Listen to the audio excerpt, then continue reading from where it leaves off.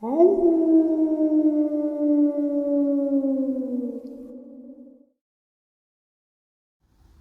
and salutations, everyone. I hope everyone is still doing well, and welcome to this second bonus upload of the day.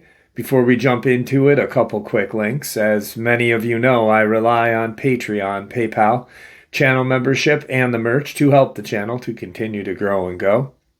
Links to Patreon, PayPal, and channel membership is in the description below. Merch displayed directly under the video. Also, Dogman Frightening Encounters, Volume 1 through 3, the audiobook versions. They were written and researched by Tom Lyons, narrated and produced by me, Jeff Nadolny. These audiobooks are available on Audible, Amazon, and iTunes, links to which are also in the description as well. And finally, last but definitely not least, if you would really like to help support the channel to continue to grow and go, simply subscribe. It does not cost a cent. Click that like button. It takes half a second. If you don't want to miss out on any of the informative uploads that I put out daily, click the bell icon. And folks, please leave a comment and share the video. Why? Well, because these things, they really do help this channel to continue to grow and go. They definitely do matter, and they are appreciated. And now, with that, I have taken far too much of your time. Let's jump in to today's second bonus, shall we? A person who actually just kind of found out about the channel through a subscriber who has been subscribed to the channel for 4 years now. And this person that subscribed to the channel is actually pretty well known in the comment section. They're from Kentucky, and the person that they referred the channel to is also, or was also, from the Kentucky area. And after I read the initial first paragraph, I was like, yeah, I got to talk to this person. I cannot wait until tomorrow or the next day or the next day. I've got to figure out what is going on. Because the way it was written really made it almost like it was imperative and immediate. And that just kind of opened my eyes a little wider.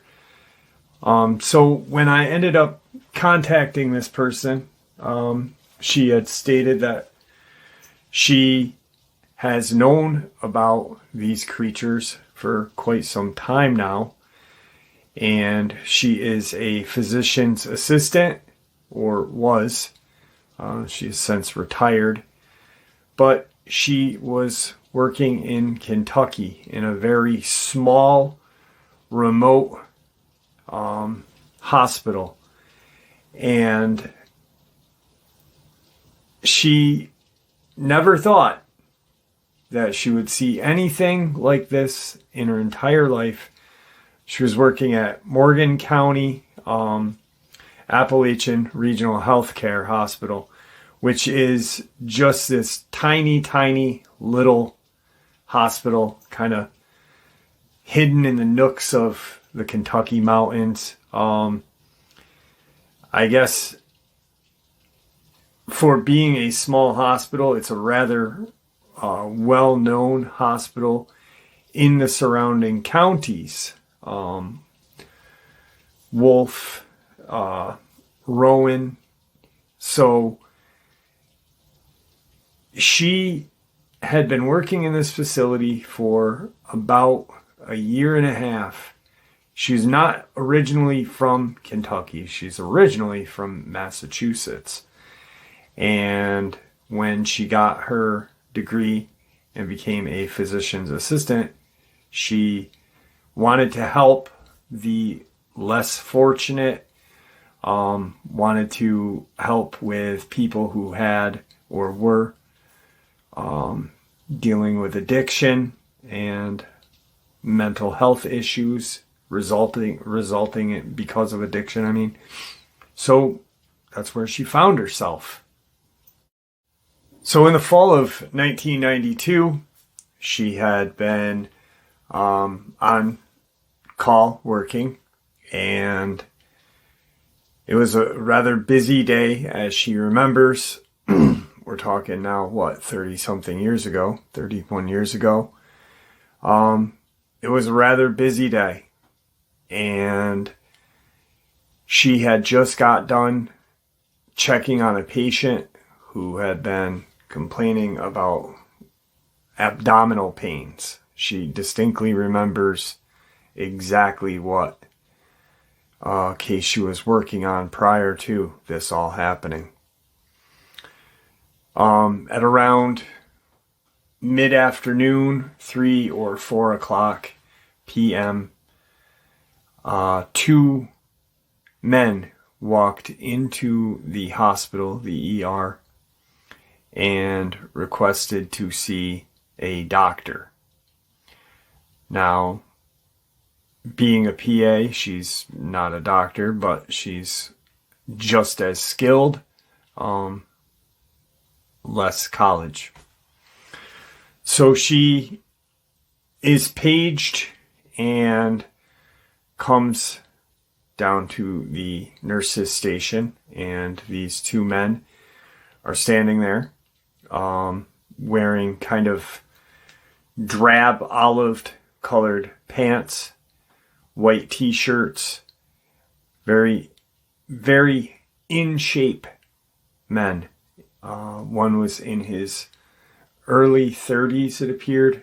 The other was probably mid 50s.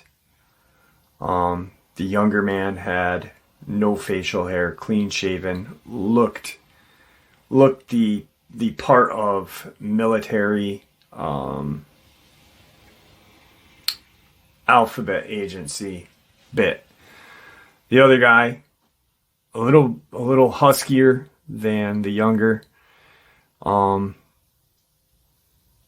fellow, and had a beard, graying hair. And so she approaches and says, how can I help you? The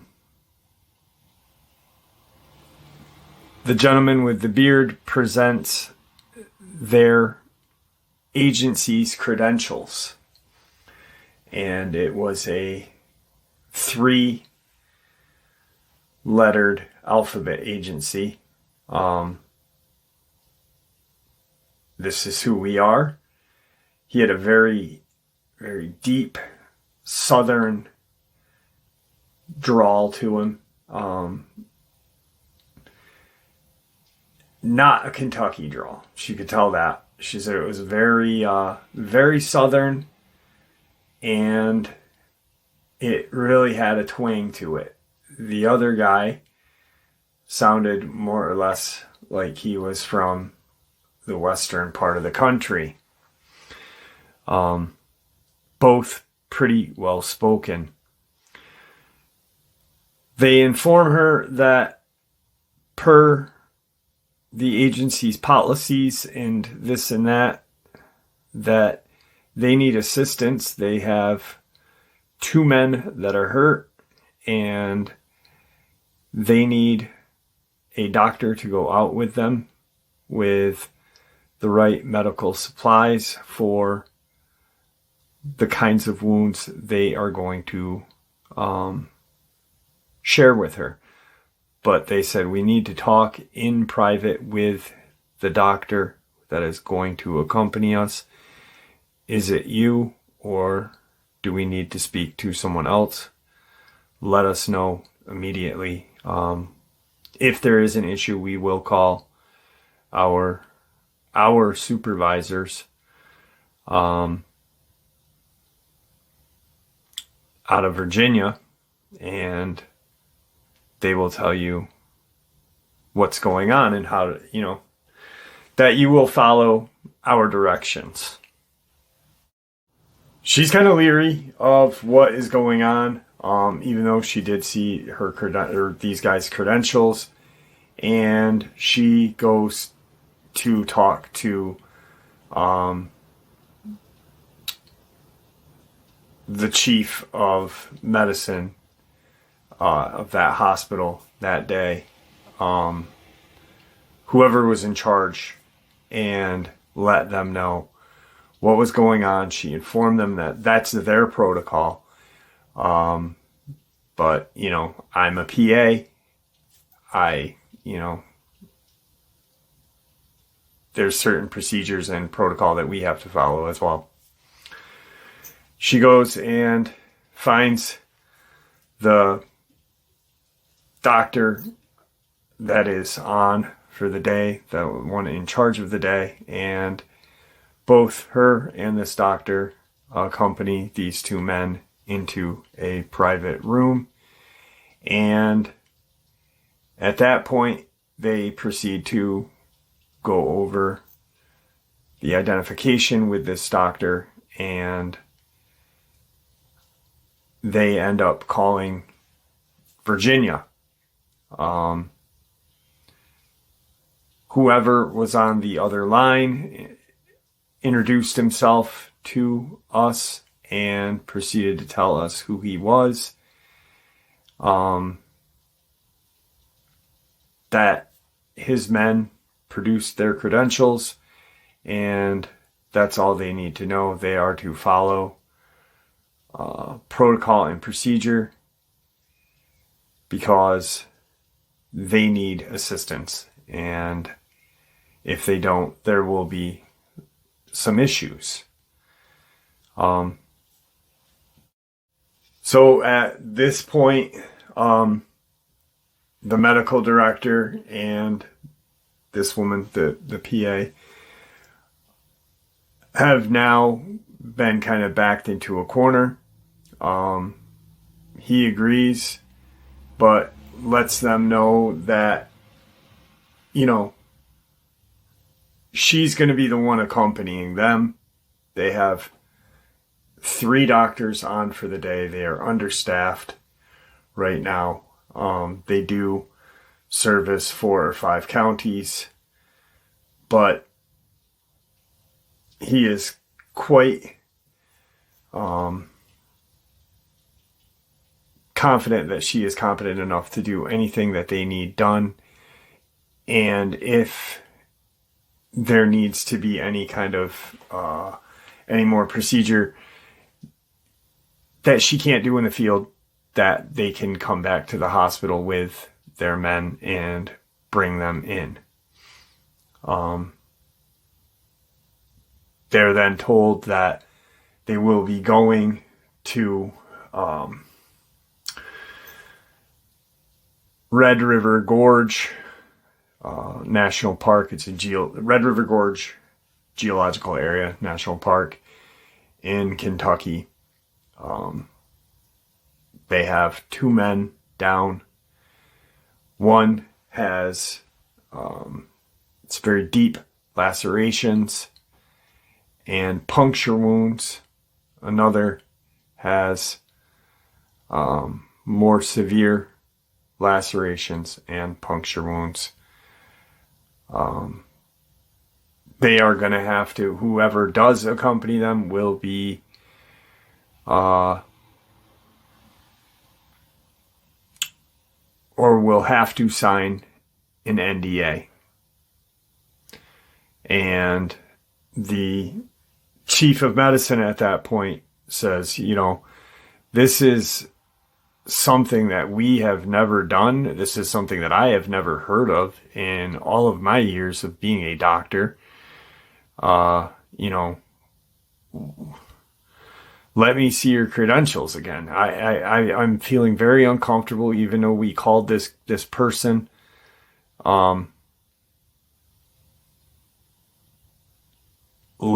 Let me see, you know, he's getting very leery of things.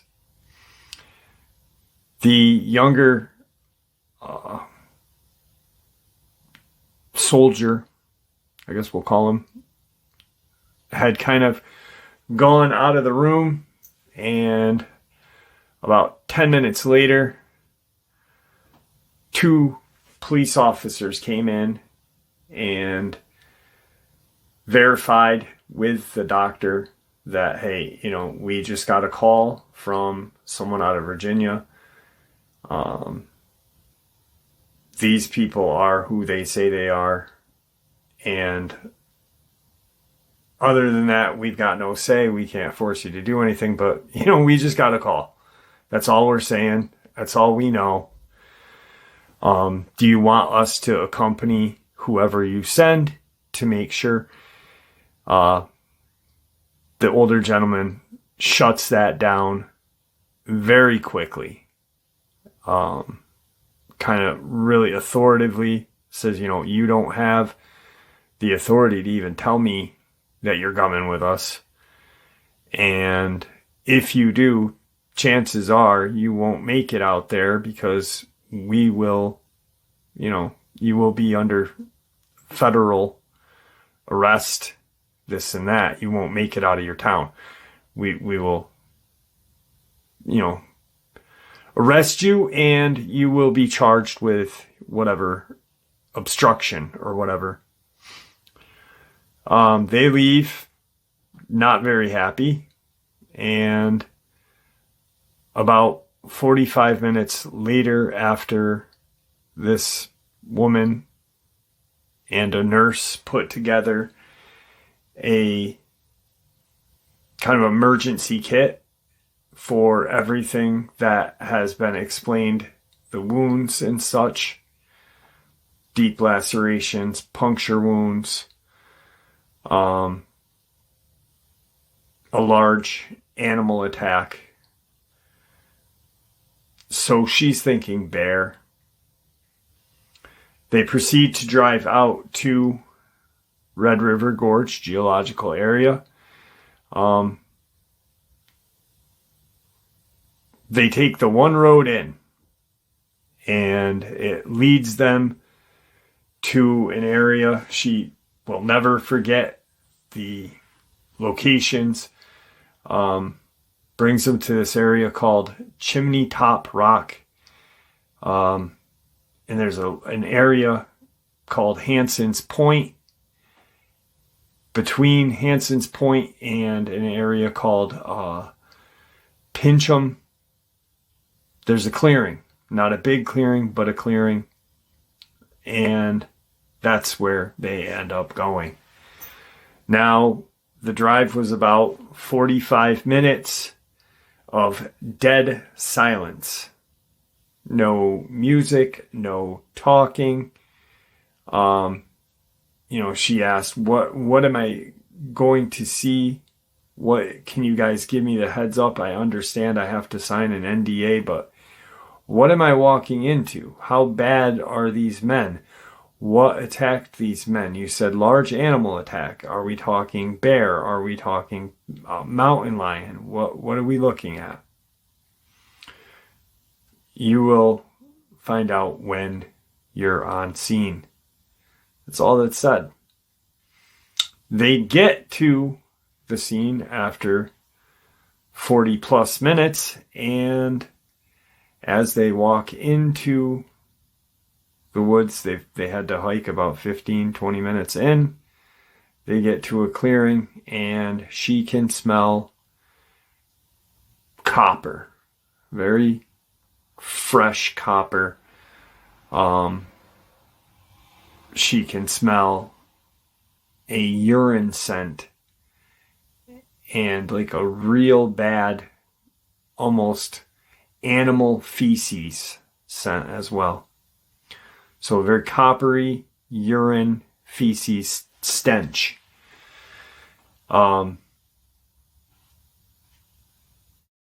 She gets inside the clearing, and what she sees is 5 other men, all kind of almost clearing up the clearing. They were all very busy. She could see one man lying. Even though these guys were 3-letter agencies, they were all dressed like soldiers. They all acted like soldiers.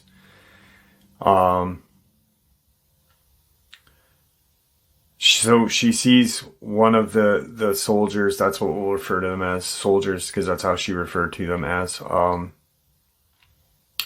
Agents, we'll just say. She sees one of the men lying. He's very badly hurt. They have some bandages on him. One of the guys is keeping pressure on some bandages on his chest. She only observes this one guy, and she says, you know, you said there were 2 men hurt. Where's the other agent?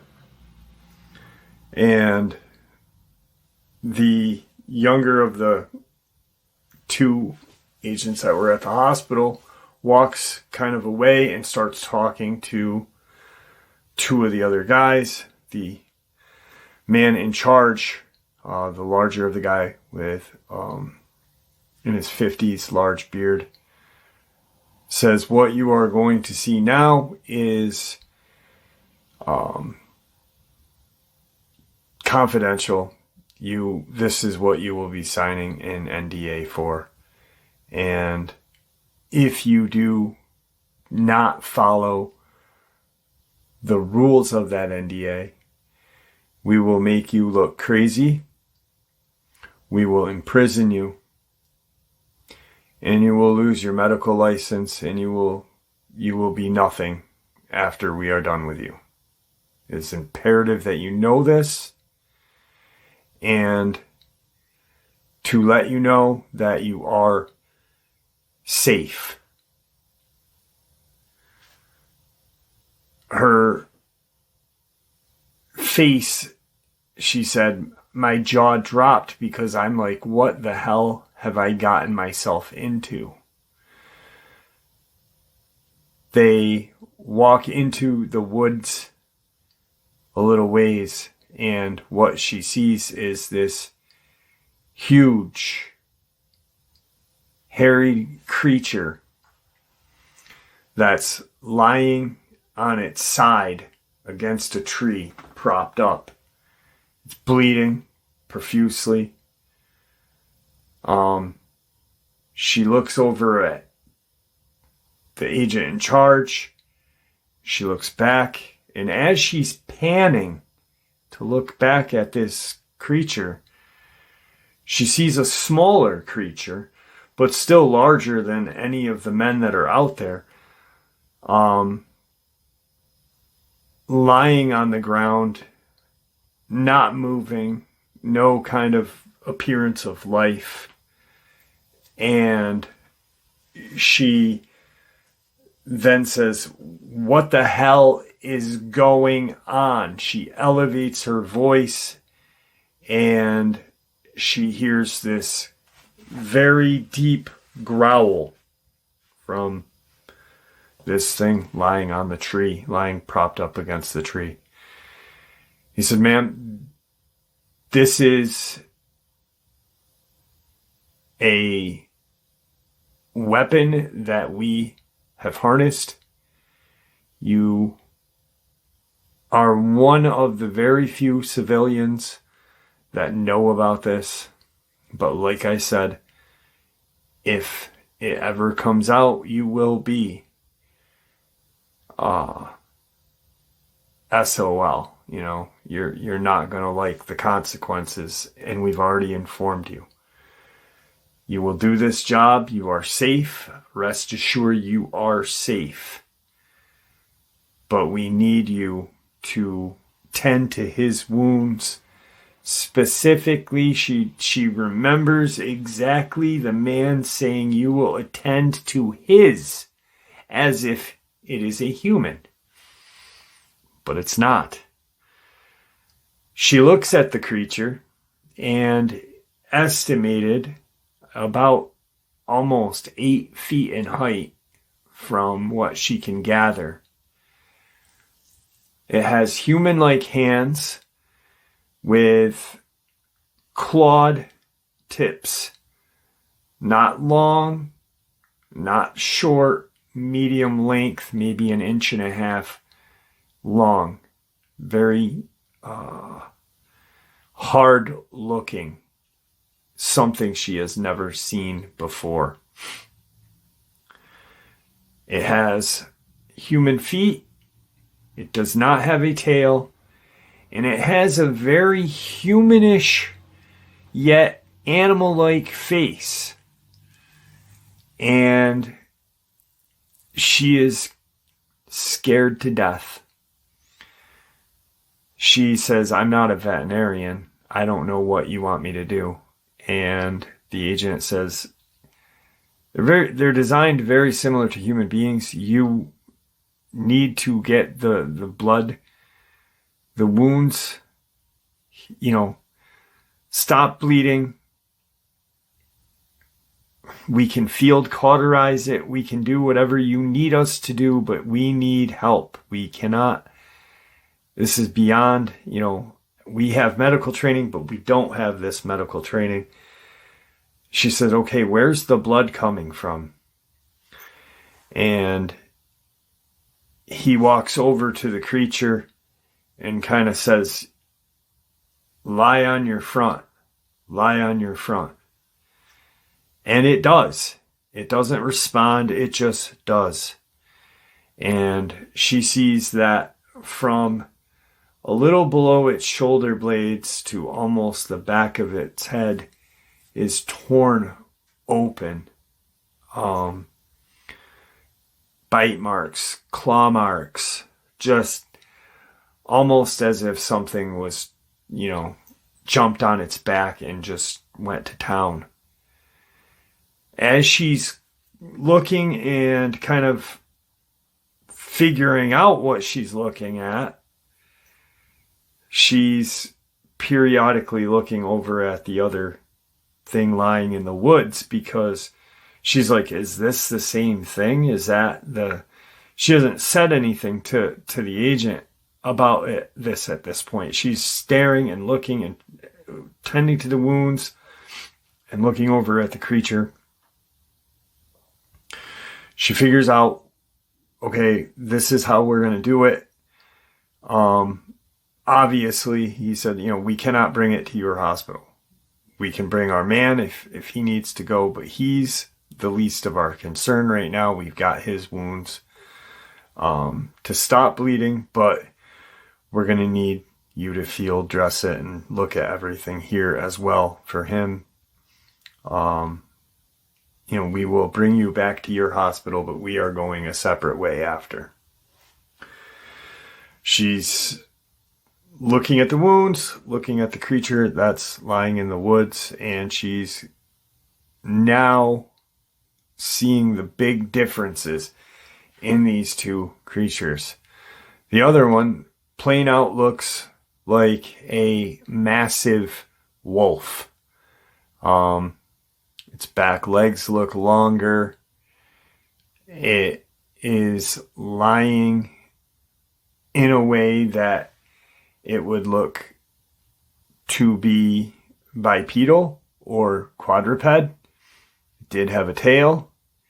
It did have dog-like paws on its feet, but it had what resembled human-like hands with longer claws and a longer snout, and it was a lighter brown with hints of red in it. And she didn't know if that was from the blood or if it was the color of the fur.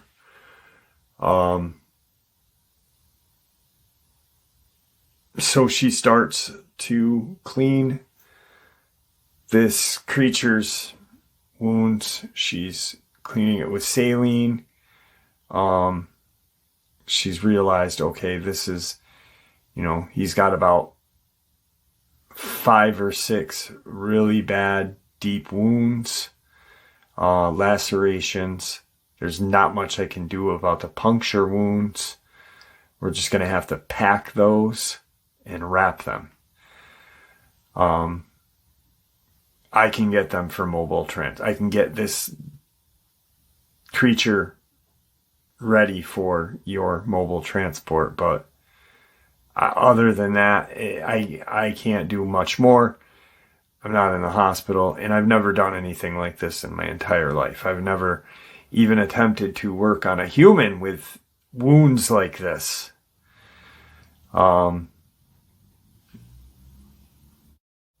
So what she did was she packed the puncture wounds, waited to wrap them up until she was going to suture the lacerations, very deep lacerations. Obviously, she's now figured out that this creature had been fighting that creature over there that was dead. She starts to pull out more medical supplies, and she has a medical staple gun, and she's scared. She's, this is going to hurt. Do I give it Novocaine? What, she's asking.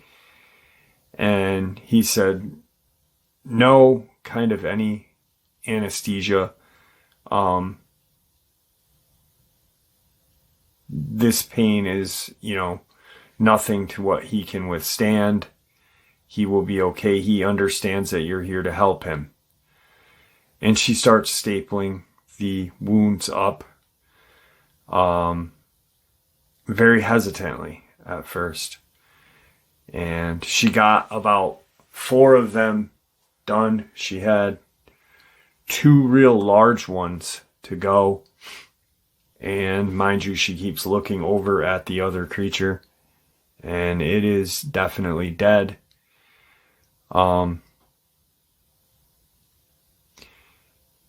She starts working on the last 2.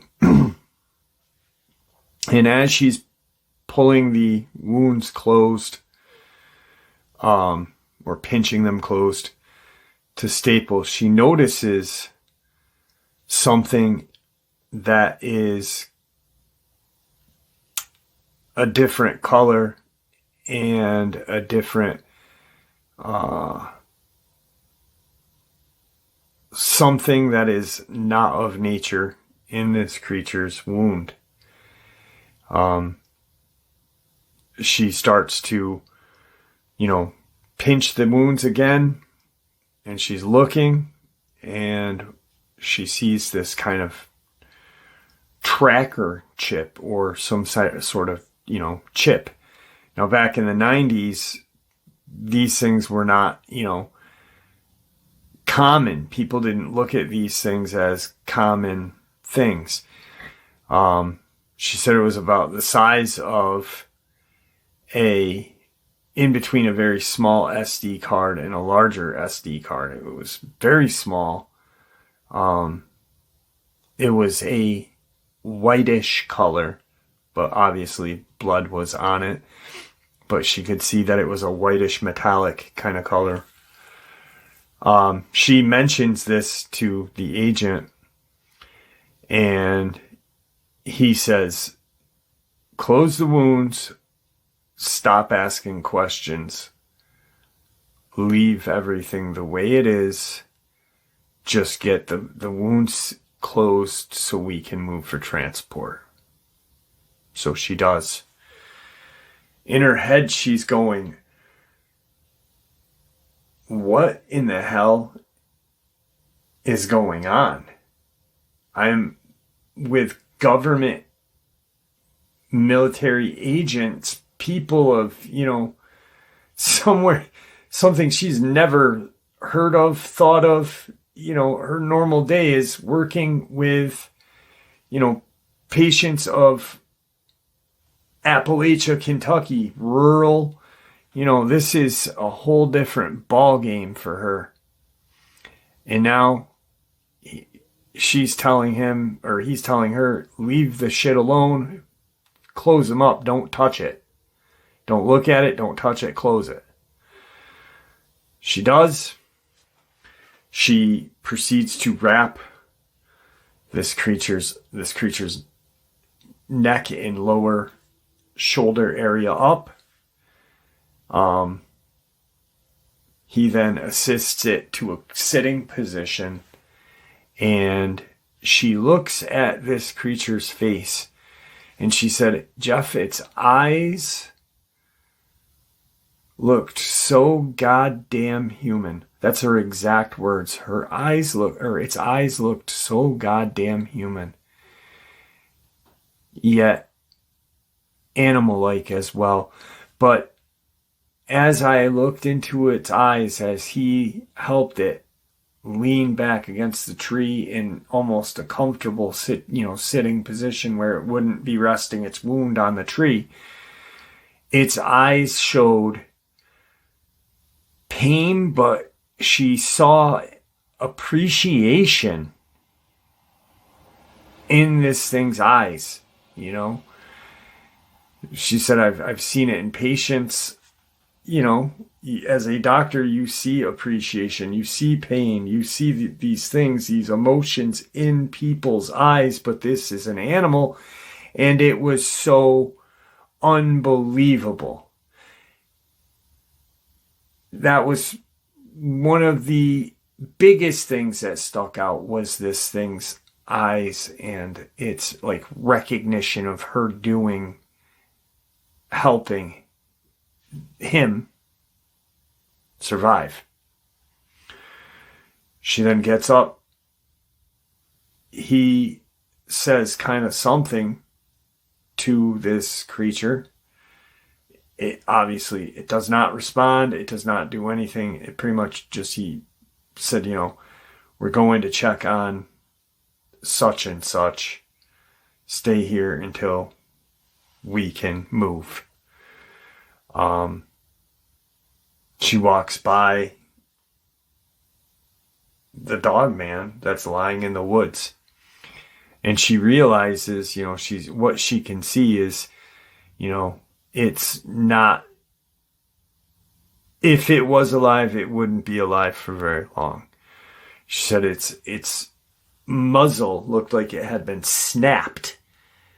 Like whatever these two creatures, when they were fighting, it must have just grabbed a hold of its muzzle and its head and tried to just break its muzzle off its face.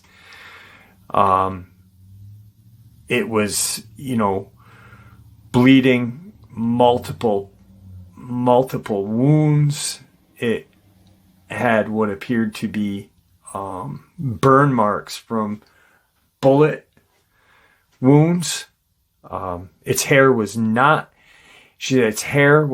as thick as the creature leaning on the tree, but she could only see one kind of side of it.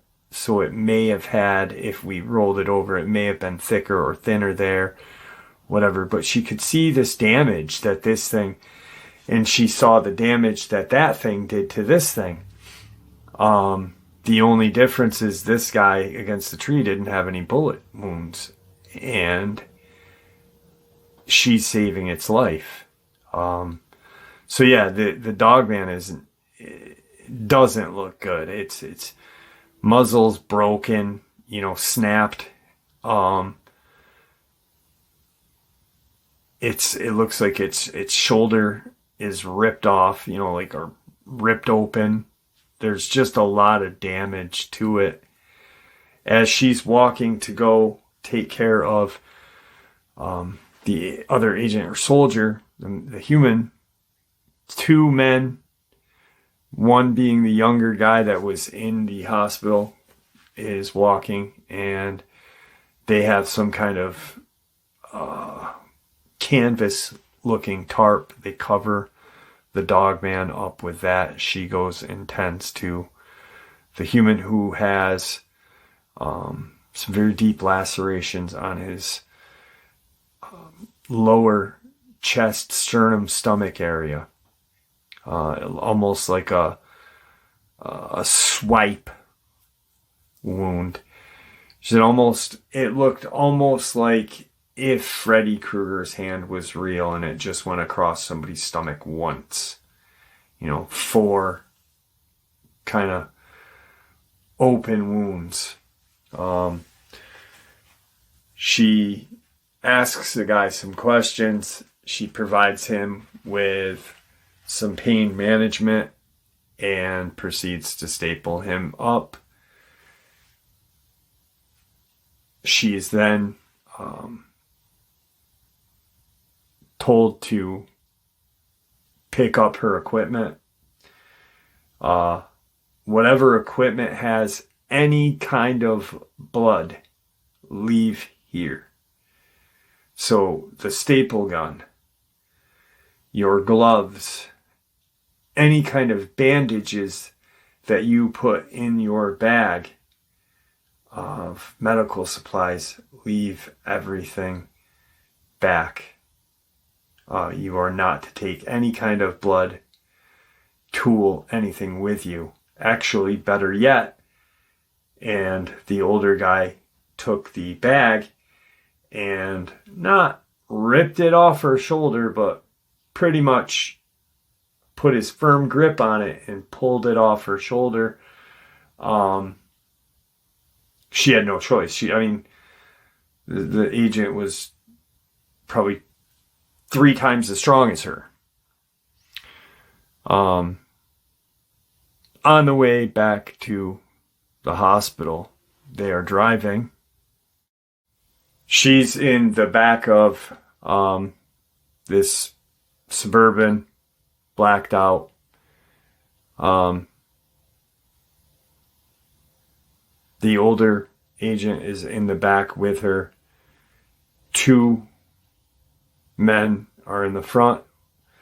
The younger agent that was in the hospital with this guy was back at the scene, and he pulls out of his folder thing in the Suburban some paperwork, and you are to put all of your information here. Give me your license, your social security number, your address, everything. Fill everything out. All of the necessary identification for life. Give to me. Let me verify everything. After you fill this out, I will sign my part. You will sign yours. And we will bring you back to your hospital.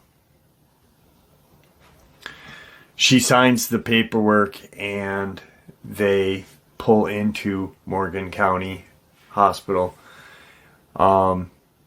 He looks at her one last time and says, "Remember what I said? I am not threatening you. I am telling you what will happen. I don't want this to happen, but I'm telling you what will happen to you.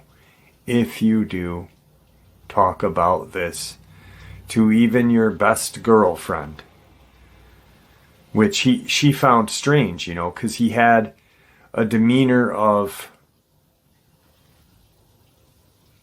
not kindness, but a firm compassion. Like, I don't want you to mess up, so don't mess up. Don't tell your friends. Don't speak about it, ever. And she didn't. She got back to the hospital. He accompanied her in. He spoke with the chief and, said, "Listen, we forgot her bag of medical supplies. That's on us. We will reimburse you for whatever you need. Here is information where to, who to contact and, where to, not send a bill, but where you'll get your money from for your services. Thank you for doing this. I apologize for, coming in and demanding, but we needed to get this done." And the chief is like, where's the guys? Are they okay? Or why didn't you come back with it? This and that. We're waiting for transport, for the 2 but we'll be okay. The agents leave and she is kind of stuck there. The chief of medicine asks her, hey, what the hell happened out there? And she told him, I, just like he said to you, whoever goes is going to have to sign an NDA. I'm scared. I cannot, tell you what happened. If you want to fire me, but I cannot tell you what happened. And they kind of left it alone. 15, 17, 18 years go by, and she meets the woman that's a subscriber of the channel at a Bigfoot convention.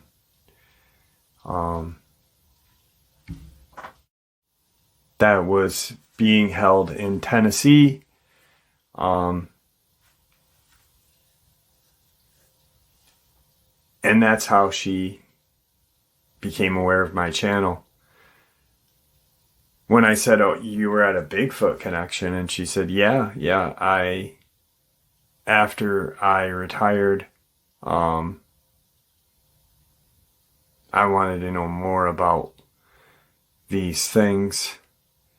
I wanted to know more about what was going on.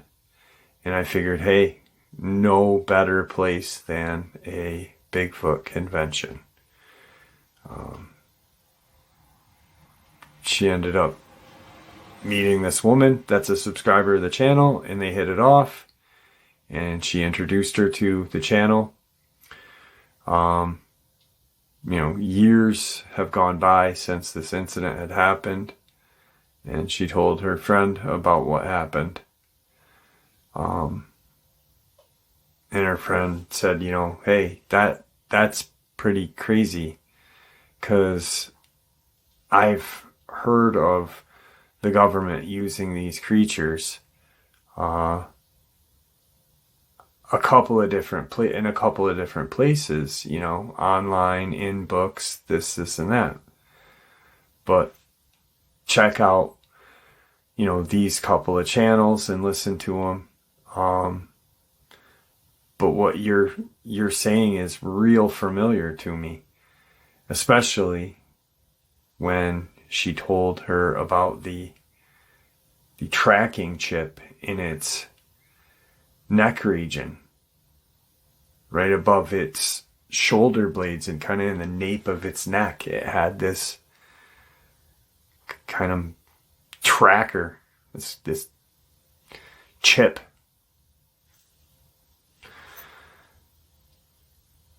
And she, of years, things that have bothered her about it would be obviously signing the non-disclosure, but how everybody was so nonchalant when they were in that area, all the agent/soldiers were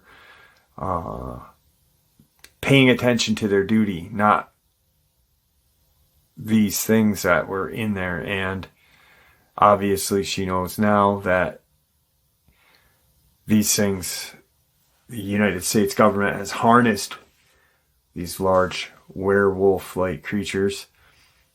And there was a large fight that ensued in Kentucky's Red River Gorge back in 1992. Unbelievable. She said that for the longest time she was like, why the hell did they take the medical supplies? She had asked the chief months later, 6-7 months later, about did we ever end up billing, sending a bill to whoever. And yeah, they did. And the finances came back from a 3-letter agency. One of those real negative. So just wild Wild. 1992. Absolutely friggin' wild. Kentucky. Crazy. All right, there you have it, folks. I hope y'all enjoyed this as much as I enjoyed sharing it with you. I'd like to thank you for supporting the channel. It is your support that helps the channel to continue to grow and go, and what gives us all a place and a chance to share our experiences and theories judgment-free. Everyone is simply treated with the respect that we deserve. Please stay safe, happy, healthy, and ever vigilant, keeping an eye on our children, pets, family, and our friends. These creatures are real. These events have happened. Share this information with those you love and care about, and it may just help save their lives someday. Until next time, never stop asking questions, never stop searching for the truth, and God bless you all.